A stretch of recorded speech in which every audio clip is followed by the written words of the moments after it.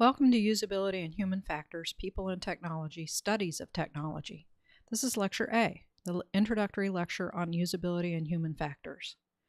The first unit consists of 3 parts. In the first unit, we characterize the cognitive consequences of health technologies in the context of healthcare. We also introduce the concept and principles of human-computer interaction and human factors.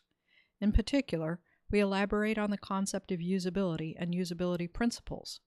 The class subsequently focuses on issues of patient safety in the context of health technologies, a matter of growing concern. The unit also briefly addresses user-centered design and describes sound design principles. By the end of the lecture, the students should be able to explain the importance of technology in health, describe the contributions of human-computer interaction to the health field, define the concept of system usability. Technology is central to the healthcare system. In fact, it is involved in every single interaction we have in the context of healthcare. Technology in healthcare can include devices or health information systems.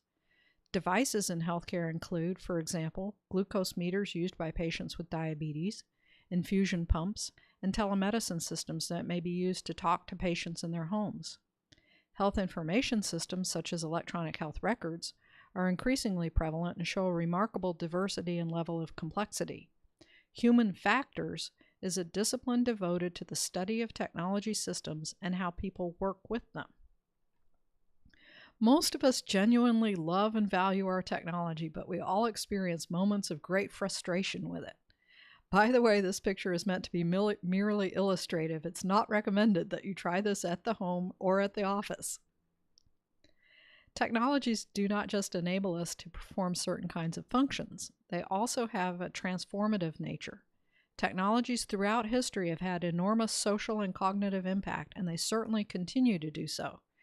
They have precipitated large-scale societal changes.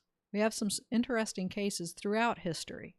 Technological changes invariably have both positive and negative consequences. We can find ways to promote the positive elements of technology and reduce the negative ones to improve user satisfaction with the technology and ultimately to improve usability and productivity. Usability is the study of the ease with which people can employ a tool or technology to achieve a particular goal, which we will discuss in greater depth later in this unit. Here are a few interesting examples of transformative technologies. They've had long trajectories over many decades, sometimes over a century, in which they have greatly changed shape, form, and function. Telephones are an interesting case in point. The initial design for a phone was that there would be one and only one phone for a single town. Penetration of the consumer market was remarkably slow, and it wasn't until the introduction of a long cord that allowed housewives to talk on the phone while doing household chores that the phone became a common household technology. The vacuum cleaner is a technology with something of a surprisingly controversial history. Initially, it was expected to free women from tedious and labor-intensive housework, and it did that to a certain degree. On the other hand, it greatly raised the expectations of cleanliness of the house, and to some extent, this actually increased the amount of daily housework. Similarly, electronic health records were designed to make the practice of medicine much easier by providing ready access to information to physicians. However, the reality is that it greatly increases the amount of time they spend documenting patient information. These are all unintended consequences of new technology. It's important to realize that all technologies have unintended consequences. These are examples of modern transformative technologies. They look rather different from the old telephones that you've seen or other technologies from the previous slide. They are slicker and in many respects easier to use, although sometimes that is somewhat deceptive. And they're so deeply ingrained in such a central part of our lives that we really don't question their benefits. And of course, this wouldn't be the case for all health information technologies. Many of them are still in a transition period. One technological advancement, the electronic health record system, is in the process of transitioning to the point where it's becoming increasingly central in all facets of healthcare, but doesn't yet have the widespread acceptance of, for example, something like the cell phone or an iPad. Many of the earliest medical technologies were met with great skepticism. The stethoscope is an interesting case in point. Everyone can recognize a stethoscope as being symbolic of the practice of medicine. However, there was a time when it was viewed with great skepticism, and many practitioners thought this technology had the potential to cloud their judgments about patients. It also had the potential to come between them and their patients. One could chart a dramatic cultural change over time as the stethoscope became increasingly accepted and more widely adopted. Early technologies are often quite difficult to use, but some demonstrate an instrumental value. The iron lung, which is a critical technology, was developed in the 1920s. It's the equivalent of today's respirator, and it kept many patients alive during polio epidemics. It was an incredibly difficult system to use, and it has given rise to many successive iterations and development, resulting in today's modern respiratory and pulmonary management systems. The key point is that technologies evolve over time, as does their acceptance among practitioners. So what do we mean by usability? It reflects the quality of a user's experience when interacting with a product or a system, and that we can enumerate over several factors that affect the user's experience. Usability means how useful, usable, and satisfying a system is for the intended users to accomplish goals in the work domain by performing certain sequences of tasks. The scientists at the National Center for Cognitive Informatics and Decision Making, or NCCD, have given a lot of thought to this definition. Let's look at those three key concepts: useful, usable, and satisfying, that make up usability for an electronic health record, or EHR. Useful: how well does the system support the work you're trying to do? A system is useful if it can perform the functions necessary to get the job done. It's that simple. Usable: is it easy to learn, easy to use, and error tolerant? You'd expect usable to be a part of usability, right? But in this case, usable is a measurable concept, and each of the subcomponents can be measured precisely. Learnability: ease of learning is important. Can a new user learn the system quickly and easily? Some technologies are merely walk-up-and-learn technologies, the classic case being an ATM machine. However, most medical systems, medical devices, and complicated software have a learning curve. Efficiency: how fast can a new user complete a task with the system? And error tolerance: how well does the system help users avoid and recover from errors? Satisfying: no, not the satisfaction you get from eating a good meal, but the satisfaction of a job well done. This is a subjective feeling, admittedly, but very important if an EHR is to succeed in the workplace. Does the user like using the system? Does he or she feel that it's a useful tool for their daily work? Or do they just dread having to enter data in the EHR? If so, it won't be a satisfying experience. And no one would say that the EHR was usable.